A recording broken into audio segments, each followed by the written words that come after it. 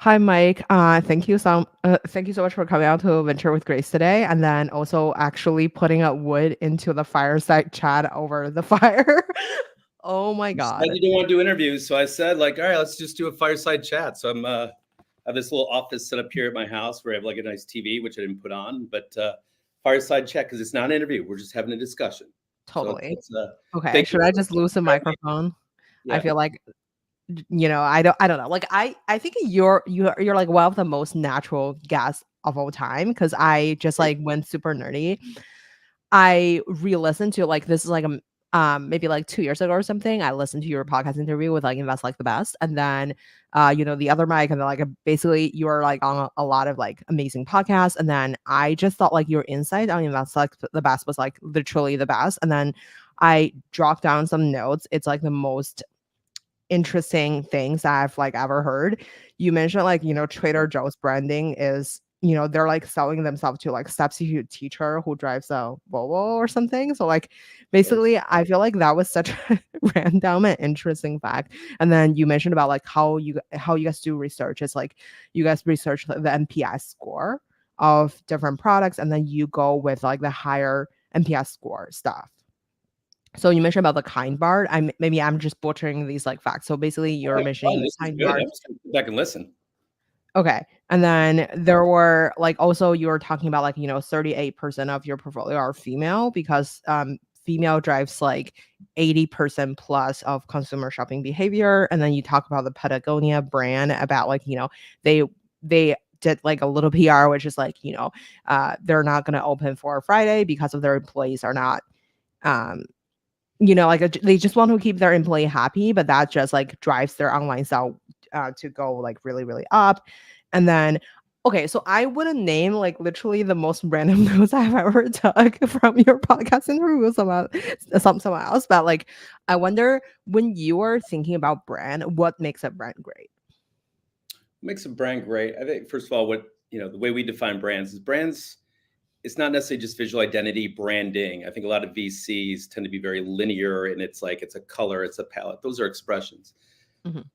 Brand is a set of values. It's what people say about you when you leave the room, and great brands have more of an emotional tie into it. It's the same way if Mhm. I said, Grace, you're awesome, I'm going to give you a car, BMW or a Kia. You'd probably say the BMW. Well, I haven't shown you the car. And that just like the legacy is like BMW Mhm. is like more sophisticated, a higher end, and that's Kia is a Mhm. great car, by the way, mid-level, Mhm. but like Yeah, BMW has that. I own a Kia car, so Yeah, basically I'm there's sorry, like I just insulted you right on your podcast right away too. So it's no, I love BMW too, but anyway, so I know nothing about car, but yeah, I think you're completely right about basically brand is like a feeling that you created.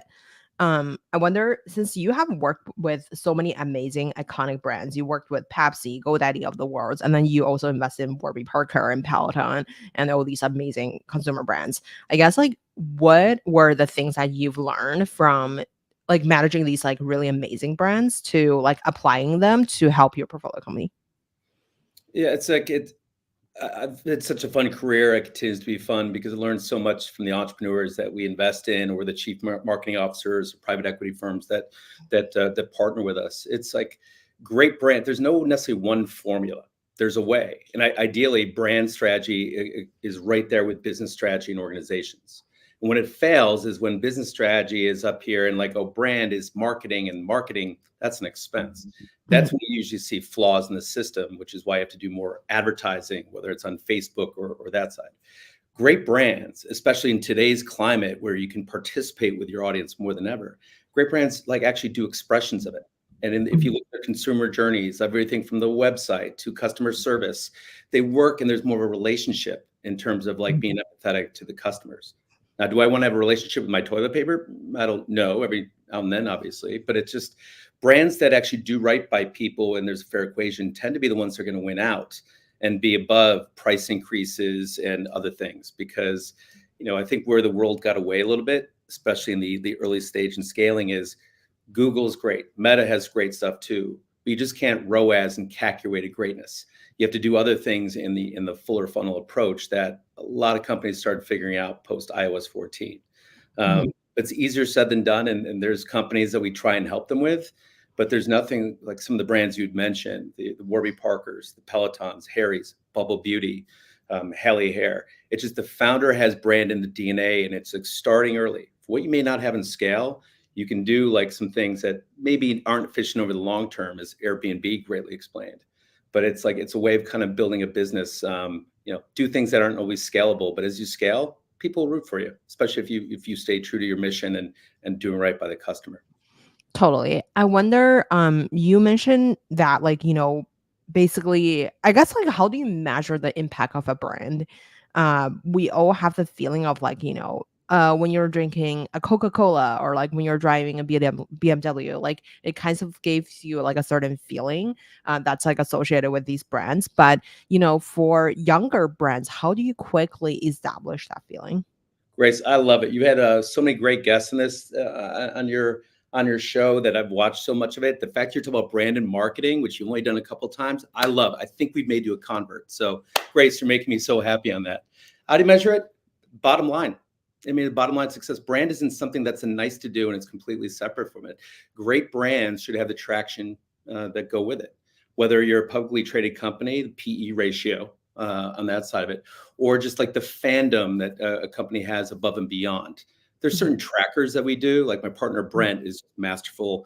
We have something called the Remarkability Index that we have 7 different like kind of measures to see like what great brands are and how they're doing against it. And there's top 2 that we look at that help us inform our investment decisions, but also help calibrate where brands can make changes. And not, we have a marketing advertising background. We do our jobs well if we can help these brands spend less money in marketing advertising because they're talked about for doing remarkable things, whether it's a proposition, a product, a customer service, or something that doesn't exist. So that's what we try to do. But there's so many different ways to quantify or qualify it. What we're hell bent to show is like strong brands lead to more financial success. And that's something Wall Street and probably a lot of our peers in the consumer venture world probably don't appreciate as much as we'd like. One day they will, though, Brett. One day. Totally. I wonder, I think like especially for smaller brands or like the younger brands, like how would you quickly establish the vibe to the customer? Because I feel like when we talk about like Trader Joe's or like, the um more like iconic brands of the world, they took like forever to build up that brand. I don't know if it's because of like a spray and pray marketing strategy, and then they just came early on, and then they like basically threw things into the wall and like trying to see what sticks. Like I don't really know, like because they took a long time to build a brand, right? Or like there's like product led companies. I consider like Google as like a product led company, although it's such a broad company. Like, they don't really necessarily need a lot of marketing. They are like the product speaks for itself, or like ChatGPT or something. So I wonder, when you're thinking about building a brand, what does that entail, and like what goes into um especially when like if you're like a smaller, younger company trying to quickly establish themselves into the ecosystem. Sure. If you're a smaller, younger company, it's just for what you don't have in terms of awareness and scale and size, notoriety, it's like you could do from the ground up. And so, take for instance, Bubble Beauty, when we saw that, Mhm. first of all, great founders make people like me and us look so great because they have it naturally built in their DNA. And even if someone doesn't have a brand or marketing background, when you're a founder, you are the chief brand officer, period, Mhm. the early stage. So founders that create the strongest brands that we've identified up front are super passionate about solving a problem, but Mhm. paranoid that what's going to go wrong, how we get to fix it. And those founders tend to like obsess over customer service and want to do right by their customer, Mhm. not just celebrate a one-time acquisition and like, I'm done with you. They also tend to know their target audience's pain points extremely, extremely well and actually care about solving a problem. And maybe I'm trying to be romantic on it, but founders that Mhm. do that tend to like, it bleeds, that passion to serve the customer bleeds throughout the entire organization. So when you go from like employee 1 to maybe employee 20 or 30, it's like that natural center of gravity like perseveres on it. I mean, that Bubble Beauty, all the brands you mentioned earlier, which we're fortunate to be part of and helped a bit here and there, exemplify that. When you get to be a Mhm. later stage, we'll say Google. Google's got a great brand, but you could argue, okay, that brand could hurt them if they're going into something that's an adjacent category. Mhm. Launching a phone wasn't necessarily like phone and Google. How do you do that? Well, Google has certain like brand, First, it was do no evil, which was their brand positioning. Mm. Then they wanted to organize the world's information. So you might think of them as a great search engine, but do you think of them for other areas that they want to get into, like the phone business or other things that are within the alphabet empire? Down to an example we were involved with, like we were involved potentially with some partners purchasing Bed Bath & Beyond's IP after it was bankrupt. And the investment banker on the deal valued the brand at $13.4 million. And we laughed at that. In 2021, BedBathAndBeyond.com alone was doing $1.7 billion. And so we set out to get it. We had some great backers. Thank you, Pags Group, among others. And we lost out, unfortunately, to Overstock.com. Now, what do you think when you think of Overstock.com? You think liquidation, you think fire sale and all that. And their business had actually grown above and beyond that. So they actually bought it. And then 6 days later, they changed the name of their company. This company's been around since like the 90s. They changed their name to Bed Bath & Beyond. And the market cap that day went up $118 million. So that to me just shows you brand matters a lot more. And if you have a strong one, it could help you lead to new innovation and loyalize customers. And if you have one that's kind of limiting and overly descriptive, or you don't play into it in new ways, it can restrict your future sales and everything. So it's I could geek out about this all day long. So it's whether you're a scale company or you're a startup looking to take down scale. It's but brand can help either win. Let's talk about Bullish. Like when you're thinking about your own brand, since you're like such a successful marketing executive, and then you also created like a venture arm, and like I wonder, when you're thinking about your own personal brand as well as your business brand, how do you think about it? And then in the venture capital world, I kind of feel like it's just becoming such a social media driven business, or like media in general, or marketing driven business, because we're like, well, everybody is like kind of selling commodity, which is money. And not that like, selling money is like hard or anything, but like when you're like doing anything competitive, like, when you're competing into the best deals and everything, like how do you kind of position your brand? First of all, I'd say I don't know what my personal brand is. It's my wife and kids don't think highly of it most of the time. I'd say like that. But in terms of what we stand for, what Bullish, it's like this is, I think I showed you this on my phone. It's like Bullish. Yeah, I love that. Yeah. And we want to show that the liberal arts people and the non-financial engineers, and we have some good and pure investors on our team that are from like the Notre Dames and good schools, if you will. But we're trying to show how like liberal arts, like being able to understand the demand side of the equation and consumers, what consumers are really doing versus financial engineering. And financial engineering is important. But it's like when you look at great brands, it's the intangibles. It's R&D, it's innovation, and it's what a brand stands for above and beyond it. It's hard to quantify it. So, in a world where right now, we're talking in 2024, consumer investing isn't cool. I mean, when we saw like the Web3 people kind of picking on consumer, I was like, a lot of last year. And yet consumer makes up 68% of the US economy.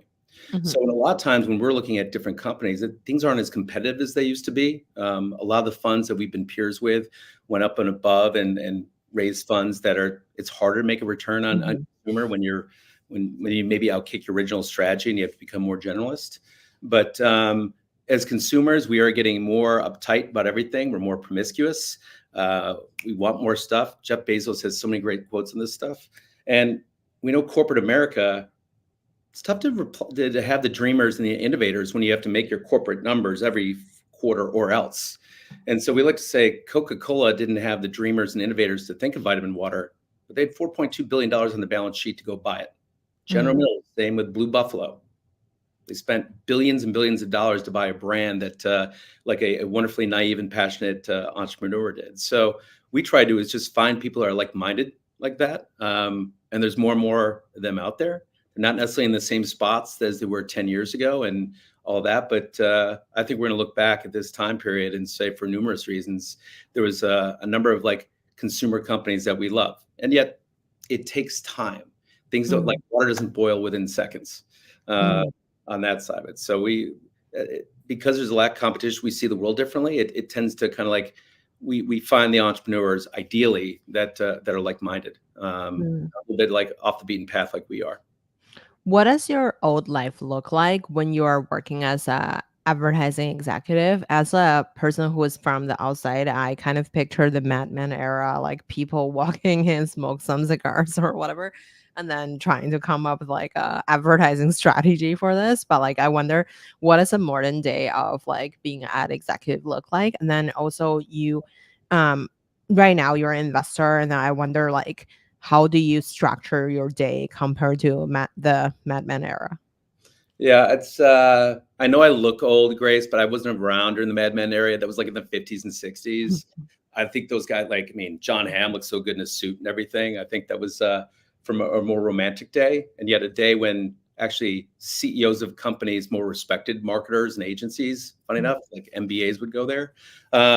You know, to be honest with you, I say this all the time as an investor. This is the only job I've ever had as an investor. I don't know what you're supposed to do, and I credit many people between First Round Capital and Satya Patel and Todd Benson and a number of others for helping get us smart and stay with it within the industry. But Mhm, what I realize is what we don't know is the biggest advantage. It's like we have the ability to build brand in the investing side. We have the mhm, ability to build brands and understand true consumer behavior. And most VCs or investors don't know how to do that. And mhm, so when you go to like the Mad Men area, and I have a love-hate relationship with that. It was kind of entertaining, but that's not the way the world works. Like mhm. just smoking and like sitting there with the bar card. I got the idea for a tagline. Like it didn't work that way.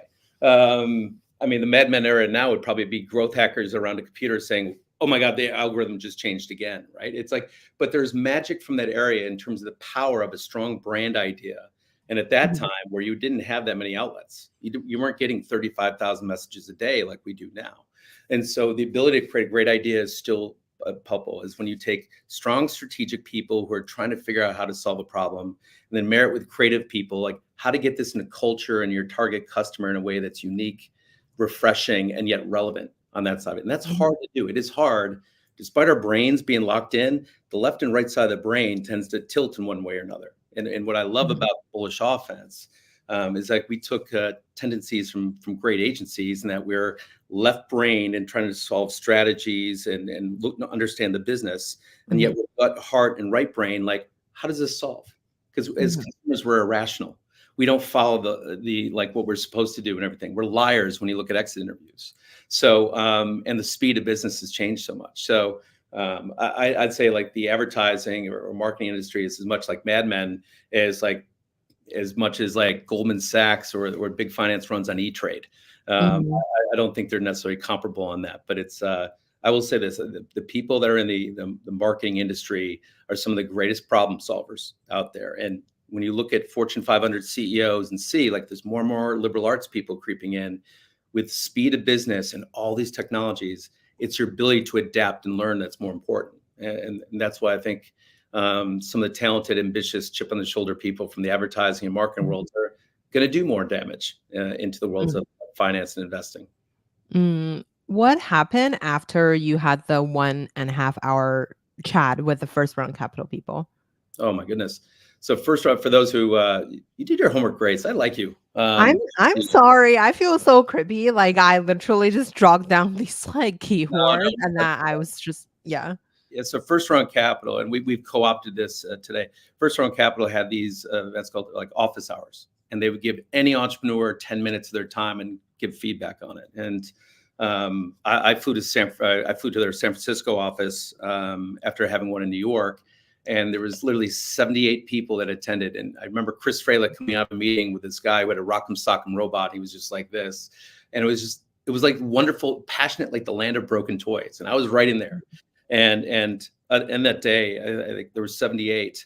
I think four of us got over at like 30 minutes, more than 10 minutes, and one of us got an hour and a half. And I was the one out of the 78 that got an hour and a half, thanks to the generosity of like Ken Goldman and Chris and Finn Barnes and Christine, who was there. Mhm, And so that just generosity really stuck with me because in marketing advertising, for us to win, I want everyone else to lose. We want to run point of the brand. And I've softened up a little bit. But investing, you know, how can you build a cap table around this entrepreneur founding team to help her win? And there's more of a generosity in there. And especially now with great consumer ideas are not relegated to New York or San Francisco or Ivy League and Stanford schools, especially post pandemic. You can get the next great idea of Syracuse, New York, out of Enid, Oklahoma. I mean, Beaverton, Oregon is the home of Nike.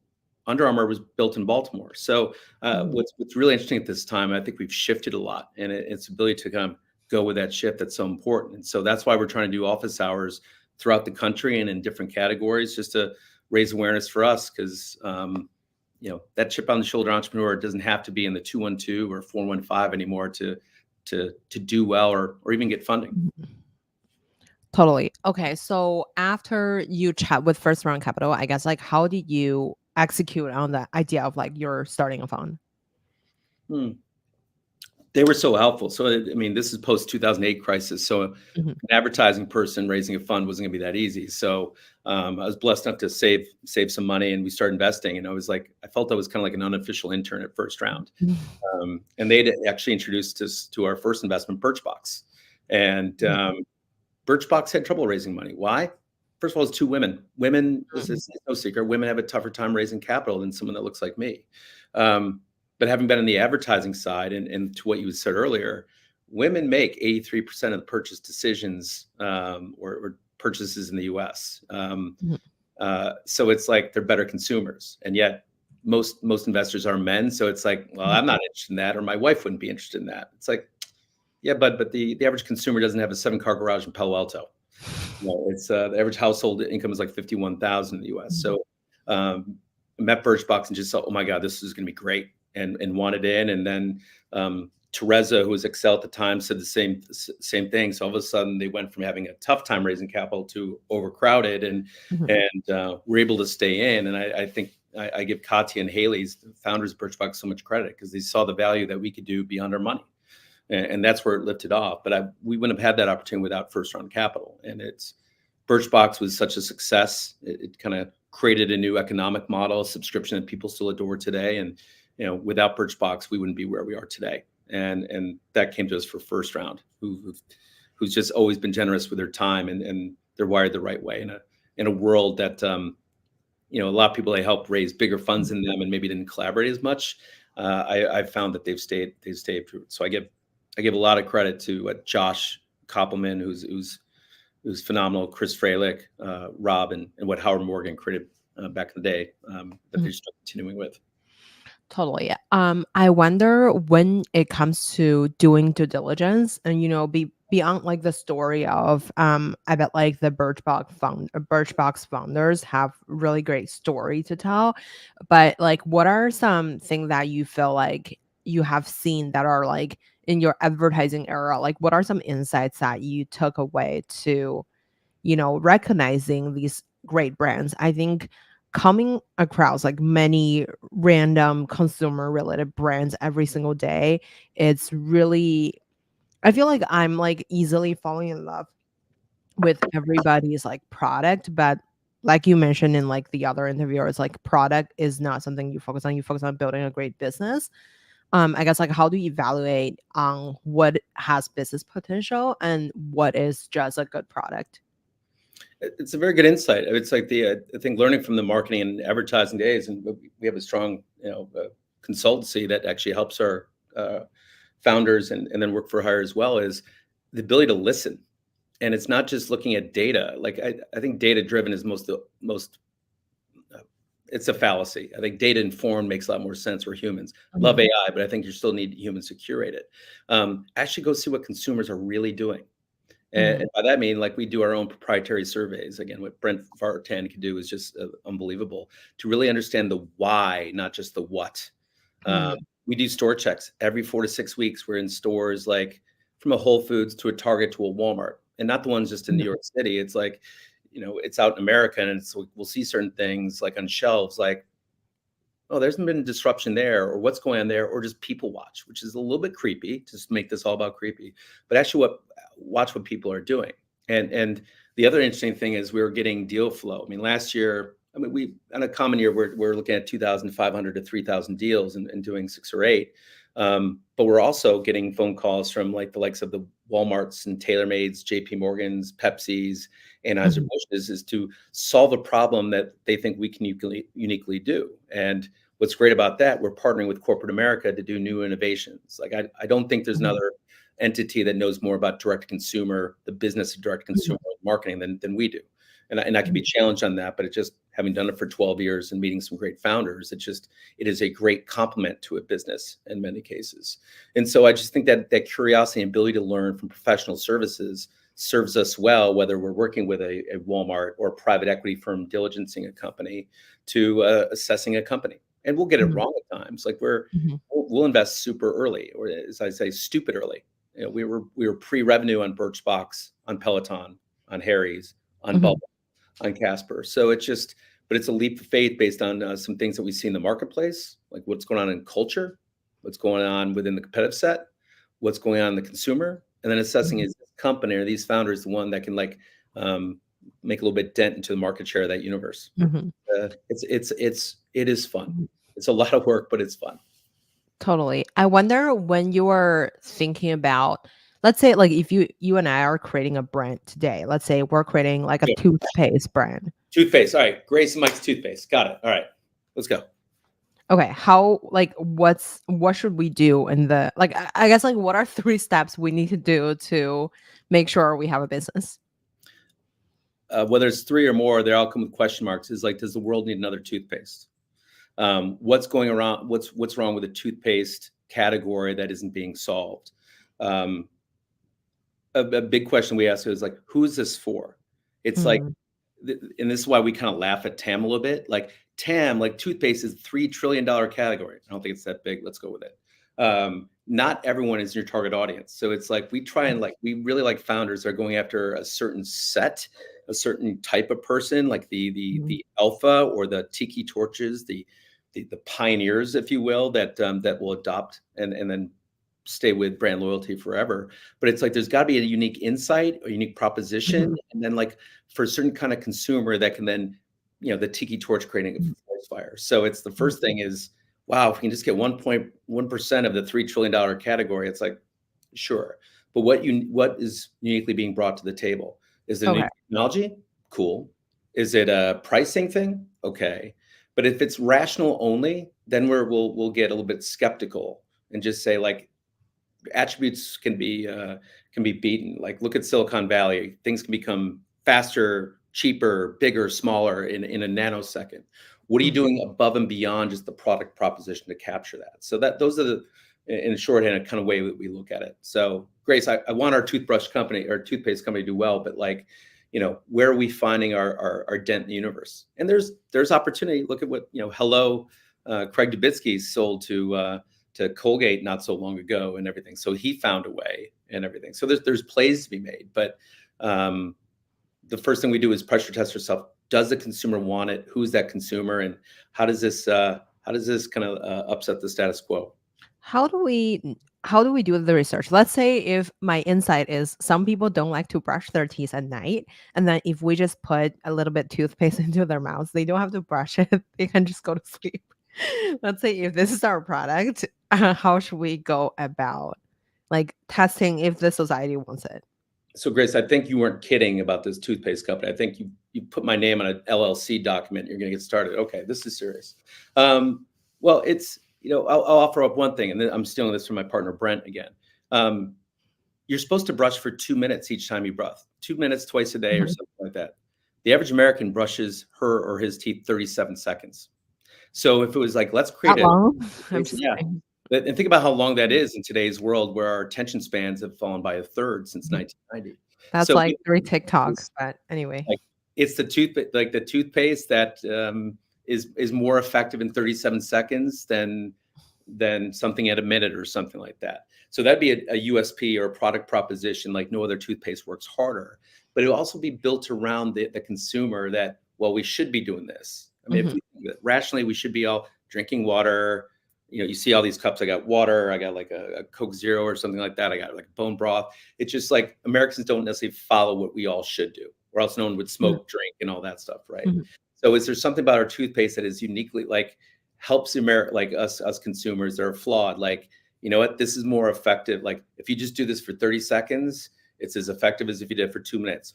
Whoa, hook me up there. So that's it. And even like, while that's a product proposition, it just like, I would take a step back. It's like, what does our brand stand for?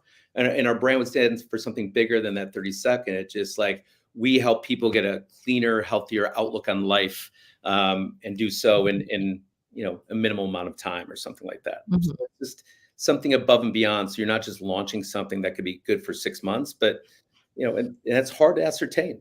It's like, is it Mm. it's a great product that is being launched, or could this be a great company? And Mm. my crystal ball has been shattered to smithereens, so we don't have it. But using some of the things we talked about earlier are gateways to determine if this has got high upside potential. You mentioned earlier there's like a remarkability index. There's like 7 things in that. How do we evaluate if this toothpaste thing is gonna work out by your 7 index?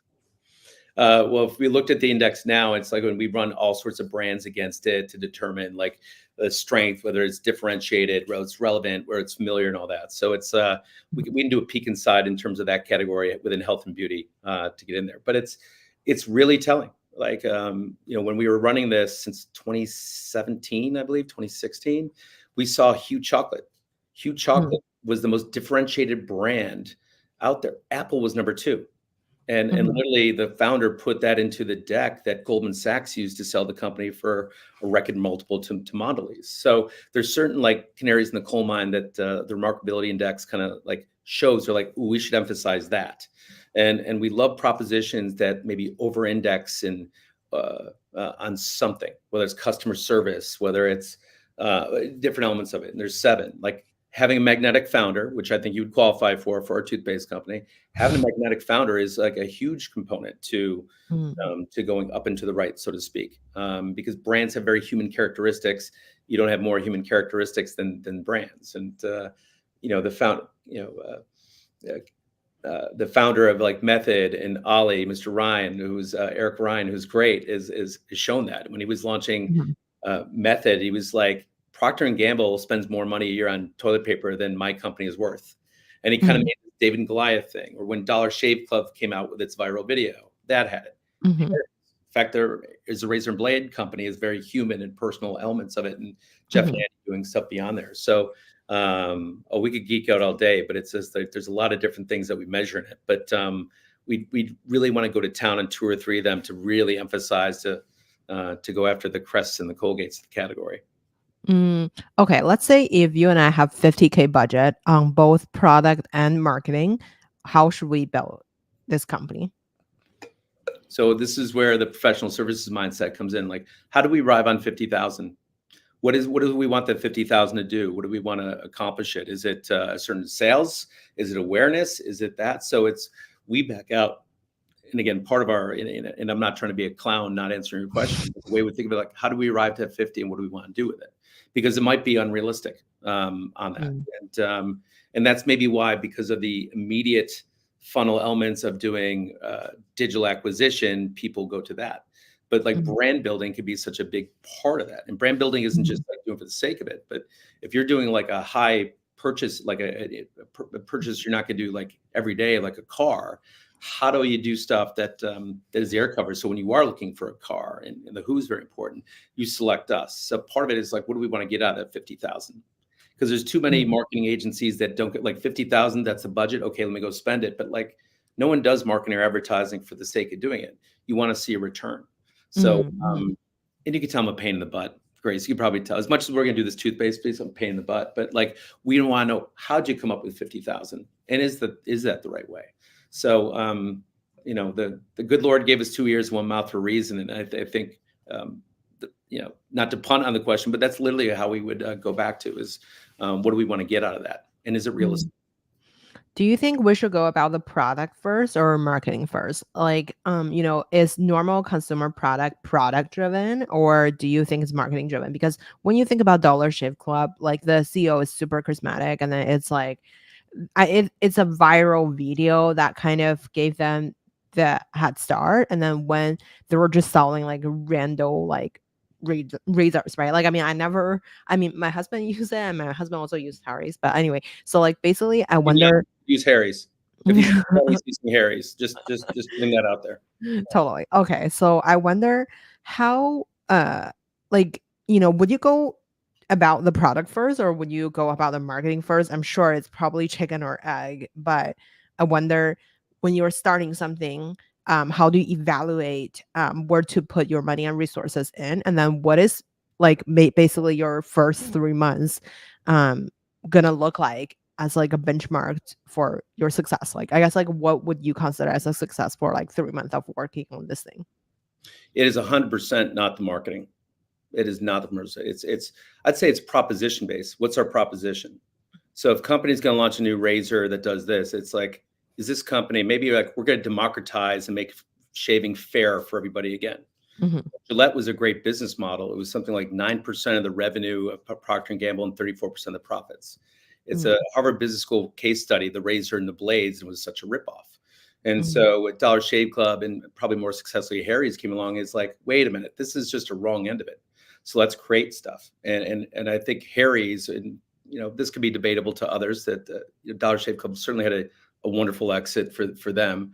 Dollar Shave Club with this great viral thing that kind of was all marketing driven, but the quality of the blades weren't that great. It was made by Doc Como, the blue razor blades. Harry's was more like our proposition is just like, let's give guys a fair shave. And so they even bought a plant and did it. Maybe not as cheap as Dollar Shave Club, Dollar Shave Club had that, but it was more of a fair proposition that was like pretty good on that. So the proposition, I think, is even bigger than the products. Because if you look at Harry's now, or if you look at any products as successful companies that start with a product, is like Harry's now has infiltrated my bathroom. I literally have like 27 products. Yes, I'm vain, sure, shoot me, but between raising, between face lotion, between my eye stuff, because this is natural, as love I'd say it. It's the products that I give Harry's permission as a brand to do. You look great. and identify with it. So it's a proposition to do something more than a product. And yet, if you have a okay product, that's all right. We've seen commodity, like I give Hims a lot of credit. Hims was a great idea because they basically took drugs coming off patent and just marketed them in a far better way and more empathetic way. And they do that rinse, lather, repeat, if you will. So it's like you could do marketing and be heavily on the marketing side. And Hims did a great job of building a brand, but also going heavy into marketing. But if anyone who starts with the marketing first, is usually something that we try to avoid, ironically. I remember Harry's was launched in our back office. We were blessed to be in the first investment crew and help them develop their brand as Jeff and Andy worked hard in their back office. And I just never forget what they wanted to do on that side of it. And yet their first full year, they came out and they said, all right, we're going to do 10 million this year. We're going to spend 4 million in marketing, because you just spend 40% on marketing, which I don't know how that came to be. We don't agree. After a 3.5-hour meeting, we actually cut that down to 28% and 2.8 million and focused them in key areas that they'd be able to be better execute on, learn more about their customer on that side, and go from there. And one of the things that we learned is this customer doesn't necessarily want subscription right away. Let's not do subscription. Subscription was introduced something like just under 2 years after launch. People forget that. So it's just once we got a sense of pattern of certain people, and then it went into Target. So which was a great form of marketing, because you can only get so much awareness using, again, digital channels and some of the marketing stuff. But if you're found at Target, discovery, and that wound up being a phenomenal case study for both Target and Harry's and the TC evolution. That's a long-winded answer, but it's really true. It's like proposition and then product and marketing. Marketing is there to serve, to do many, many things, but it just, one of the reasons we love in remarkability, it's just like if we get consumers talking about a product and doing things, and yes, marketing can help support that. That's a much better long-term proposition, we feel. When you were thinking about these like go-to-market strategies and marketing all together, how do you kind of like educate yourself onto that sector? And then I know that you have many, many years of experience. I guess, like, what's the training you set for yourself in these categories? And then, I have a second question later, but we'll go with this one. It's a great question. It's going back to 2 years, one mouth.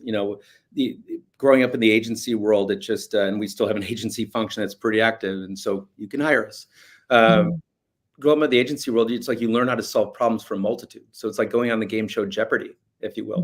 You learn a lot about a lot of different categories. So it's the ability to learn and have the professional services mentality. And when we're the most successful, it's like we're vested and understand the business at hand. We're naive to internal politics or maybe what has been tried to do before. And that's so critical, because when we're hired, we're representing the consumer.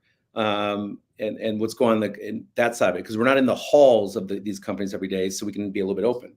And yet we know we want to have a business outcome. We want to drive results, whether it's like market share, awareness, profitability, and those things.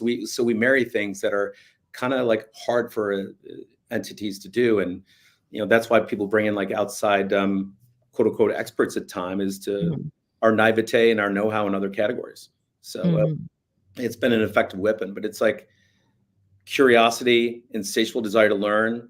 And for me, someone like unlearning, like we have blessed to have some great teammates at Bullish, and just I'm unlearning by like listening like to Amanda, like what she's doing, and she's like a TikTok influencer, and like TikTok didn't quite exist when I was growing up, so it's like learning from that in a world where celebrity used to be who I used to see on TV or in movies.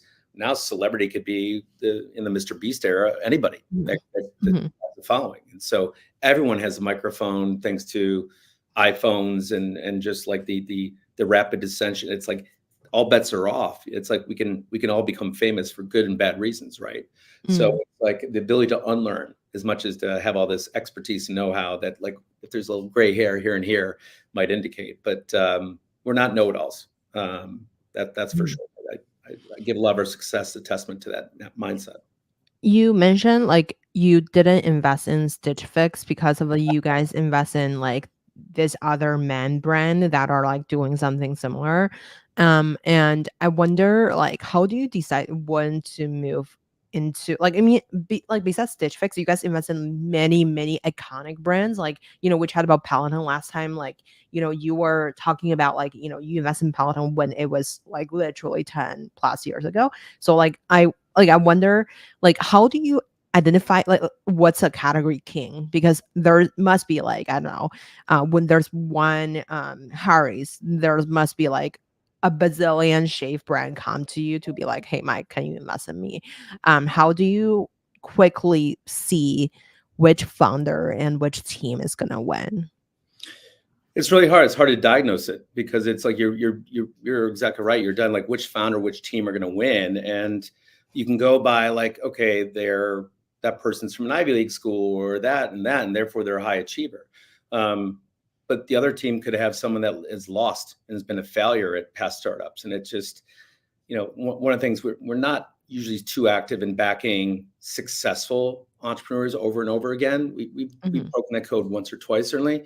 Give me someone who's failed. Give me someone who's hungry on it. So it's just someone who's just going to show the it factor a little bit more, that paranoia, that passion, that relentless, insatiable desire to do right by the customer, and that side of it. So it's more of a feel on that side of it than anything else. Now, we saw this in the cooking category a number of years ago, and we saw like 6 or 7 pots and pans company, and Caraway was the one that we went down the road the longest with, and we didn't invest. Caraway was like the one that did it. And it's like, I'm not surprised based on his know-how and everything. So it deserves a lot of credit, but it's an imperfect science. It really, really is an imperfect science on this side of it, because it's just, I mean, as someone who I don't know what I'm going to do next weekend to predict, like, it's going to be successful 6 or 8 years down the road, or wildly successful, if you will. It's hard to tell. And that, but the great thing is working with like big corporations, private equity firms, and like looking at founders, we get a sense of what's going on in the categories, and we quickly learn. It's like there's advantages here where the incumbent's grip is weaker than others. But at the same time, to what your point is, we will back founders versus categories. Like there's certain categories where AI is very big, or before crypto is big, or whatever. It's just what teams have staying power, what teams have like the ability to like to go bigger and beyond. The things that we do at Bullish with some of the founders is we do this test where write your own obituary for the company. And it just like, and it could be venture with grace, shut its doors because the world had access to great venture capital people, or whatever it is. And the only time Jeff refused to do it, he's like, I don't want to see Harry's go away. And that showed us something where like he's in it for the long haul. Like this is probably gonna be more CapEx intensive to do it. Like this isn't like a get in, get out quick thing. And 10 months into it, they bought a plant so that there was 3 vertically integrated shaving companies in the world. You had Gillette since like 1904, Schick since 1925, and then Harry's in 2014, 2013. And so that shows a kind of permanent. So there's canaries in the coal mine, or indicators, if you will. But again, we're it comes down to the people, and so we try to diagnose just that. But it's the most simplest way versus long answer is like, what team do you like go to bed at night feeling the most confidence in that they'll figure stuff out, whether we enter a pandemic or like crap hits the fan, because it always does. I think it's for all the shows, nothing is purely up and to the right and as romantic as maybe what we read about. Totally. I feel like it's really hard to tell about someone's character if you just met them, or like just based on their resume. I'm sure like everybody have like a story or two to like tell about how tenacious they are. I wonder, like, I mean, of course, like being hungry and then showing passion is like super important, but I feel like it's really easy to fake it too. How do you kind of like judge the authenticity and repeat that judgment multiple times? I mean, we do reference checks and backgrounds check, and often we won't, when we go down a certain path, we're not going to ask the person for it. It's just, God bless things like LinkedIn, where we are currently during the taping of this thing to do it. We also have people meet multiple people on our team. And for instance, like if you have a Bullish email address, you deserve the respect and everything. I don't care if you're a managing partner or you're an analyst or an associate. And there are times where we just see in the process where someone isn't maybe so respectful to someone that's looked at as a gatekeeper. That's bad. That doesn't go over well for us. And I'm not the guy to sit in the front row of church every week by any means, but just like how you treat people, and when you assessing the stuff you do when you think no one's watching is big there. We'll also have the teams meet with multiple people on our team. They have different backgrounds, different levels and everything. And we just see how that relationship develops. It's in an accelerated period of time, but that's why we don't do, like, World is not Shark Tank. Talk about the other TV show besides Mad Men. World's not Shark Tank.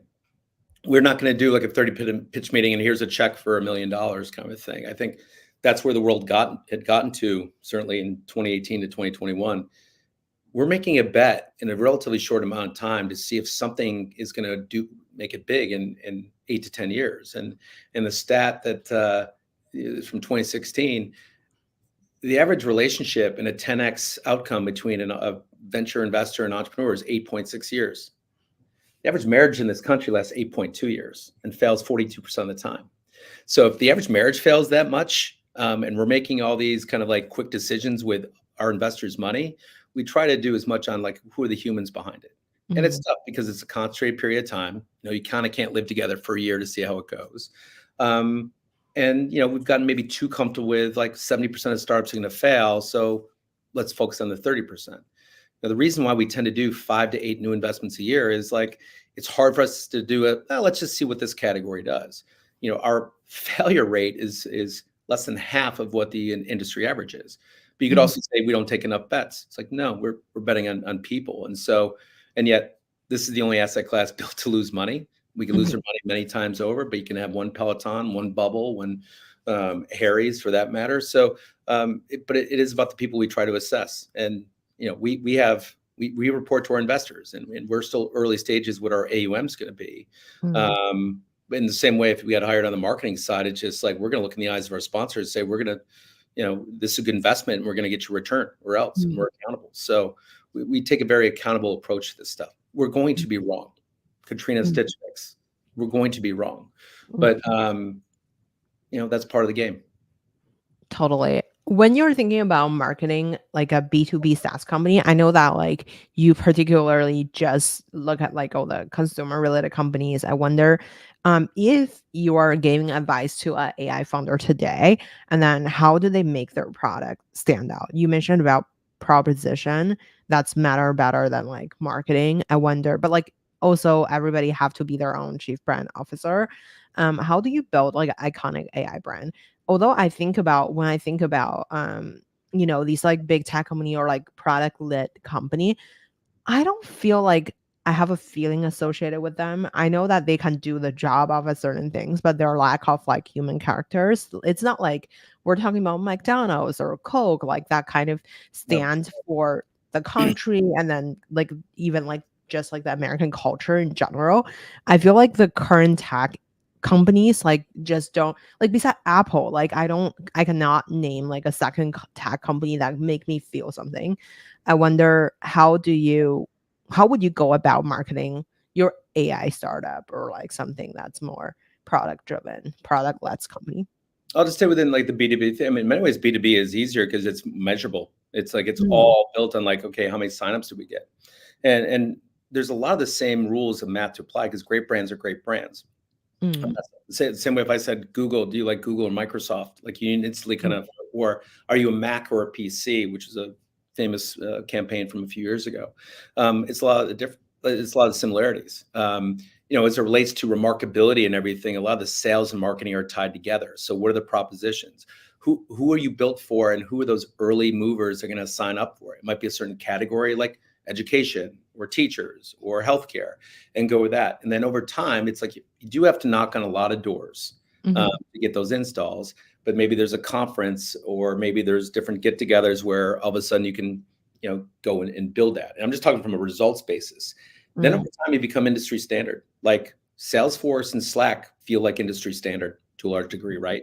Or even like back up, like AWS and Amazon versus Microsoft Azure and others. Like there's a few category players, like what Dropbox was, but they mm, all probably started with like go early, like who are you for originally, to what we talked about. How do you serve it, and then how do you get word of mouth, and how do you keep going after that? Like mm, the world doesn't have to be your ocean. Like let's go after everybody who has needs in the IT space or AI space. Show a certain problem solved in a certain category, and things can happen. People move on to different jobs and might bring you in, or go to different and like, hey, mhm, if this could do well in education, it should do well in healthcare. mhm, There's a company that is in the midst of retaining us today that is just doing that. They are a 20 million EBITDA company. They've never really done marketing before.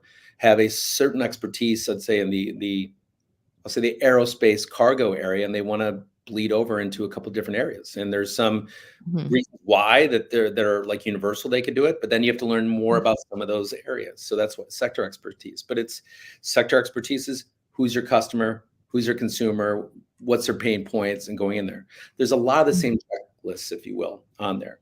Consumer is like you could have like quicker adoption, and it could be more whimsical versus, hey, once we sell someone Salesforce or AI this, we have them forever because people don't want to change out. That's why financial services is interesting.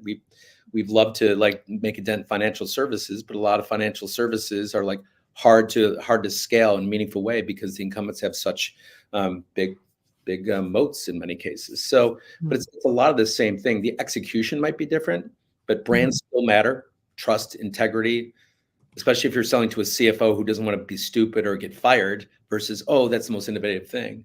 Um, mhm, but it's a lot of the same things, quite frankly. mm. It's an excellent question. Thank you. I wonder when you're thinking about the exit strategy, not many consumer brand can hit IPO, but like many were acquired by other companies for like really big amount. When you're looking at the outcome standpoint, like how do you quickly judge, like quickly just see through like a certain pattern in the industry, and how do you quickly pattern match what's in front of you to what have already been successful, like a proven like track record thing? This might be unsatisfying two answers, but two, it's hard to quickly ascertain that. So we Mm, investigate different categories, and as much as we want to believe the founder and the pitch deck of what we're seeing, this is also marketing. They're trying to raise capital, so we pressure mhm, test what's really going in the category. I'd say that the most obvious or matter of fact thing behind that is we are built for the early stage. We will mm, do pre-seed, seed, Series A. We want to get in before $25-30 million valuation, and the mhm, reason why is a lot of people have been anti-consumer, if you will, and it just mhm, from being angry to just laughing. You don't necessarily have to, when you're investing early, you don't necessarily have to have a ton of IPOs to do it. We want to, that's great. But there is so much money in corporate balance sheets that need to buy innovation, like the Coca-Cola vitamin water example. mhm, We had a dog food company exit for $410 million, and we made 10x four mm. years a day. NomNom. NomNom, yes, Mhm, which I know you've been a customer in the past. Thank you for that.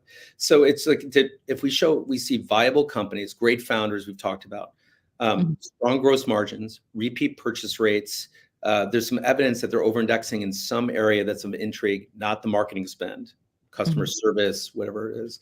And we think it's like, this is going to get some share, and this is going to take share from XYZ companies. That's a way we're looking at it.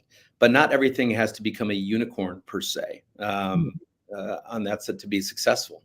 You know, we'll take a 10x all day long. And our goal with our current fund is to find a 10x opportunity on a sub $200 million exit. I don't promise it. SEC don't come after me on that side. But it's going to happen more and more as corporate M&A companies look to buy growth. They're going to have to buy growth on that side. But they have to buy new brands because it's hard to develop them. It's just hard. So that's why we're emboldened. And then, you know, on pattern matching, this is probably an unpopular or a foolish answer. It's like, kind of stay away from pattern matching as much as possible. Because I think pattern matching is led to a lot of super talented, diverse, overlooked founders from being overlooked founders.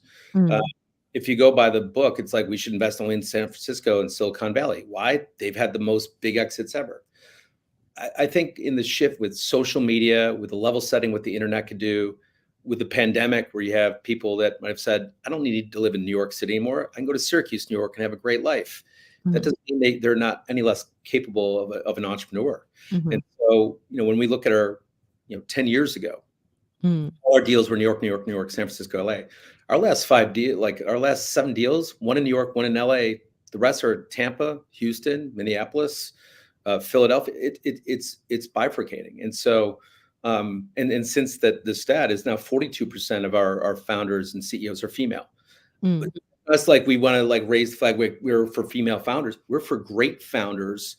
Including those who are overlooked, because we don't do pattern matching to the school thing. We stay to our core about understanding the 4 C's. I mentioned what's going on in culture, competitive, the company, and then that side. So it's the people. And so it's one of the things we're doing, and why I love being guests on this stuff is like, we're trying to increase our awareness, because great consumer founders don't necessarily have the VC pitch book. They don't read TechCrunch. Shark Tank is probably the most informational thing that they have, or maybe they've seen like a Techstars accelerator in their hometown. So, but great consumer propositions are going to happen more and more. They're just going to be harder to identify, which is why a lot of our investing cronies are maybe moving on, because it's too hard to quote unquote stick the landing. We feel really good about our proposition. Does your company go out there, like, basically, are you guys more like thesis driven? Like, oh, we just here's like how we research. Like, here's like I know that you guys did like a 1,500 people customer survey before. So do you guys do that every year? And then like, what are you ask people why do they do XYZ instead of like what they pick, because of like, people will Google shows like who their true characters, but like they could say whatever. Like on the outside, everything is great.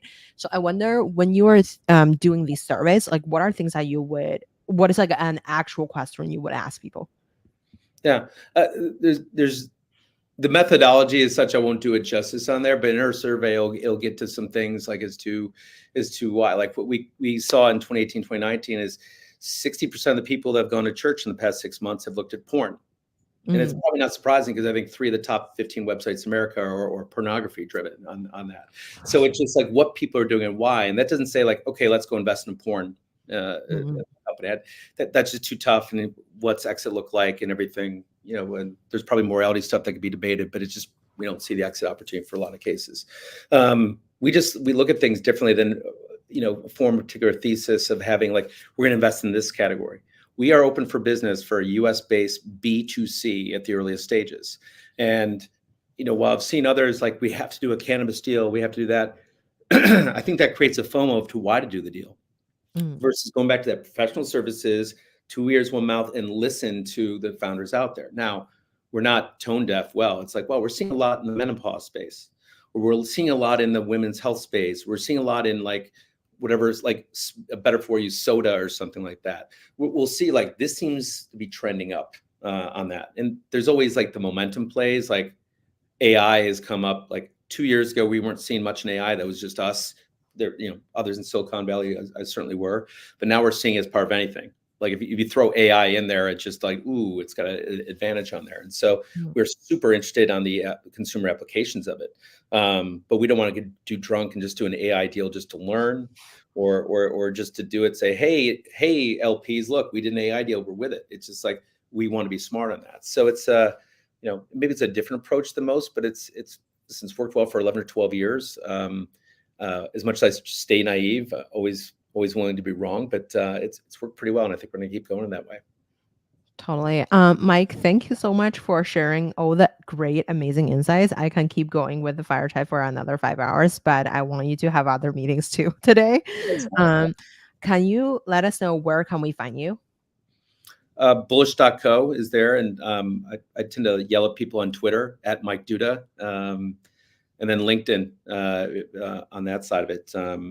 Or if you're at my kid's sporting event, just like, hey, you on that side of it. But I probably won't give away that information. But Bullish, especially if you're building something consumer, or you're a private equity firm looking to buy something consumer, or like a chip on the shoulder, like executive who needs help with brand or marketing and need like an ally to help with the fight, we'll always take those calls. So it's we are defined by the company we keep. And thank you for your time, and Grace, love your passion as you continue to build up your awesome platform with book writings and some very esteemed people, not myself, of course, that you've met with. So keep going with what you're doing too. It's fun. Thank you. Thank you so much. I really appreciate it. Thank you, Mike, for coming on the show. Anytime. Thank you, Grace. Okay, I'm gonna end the stream.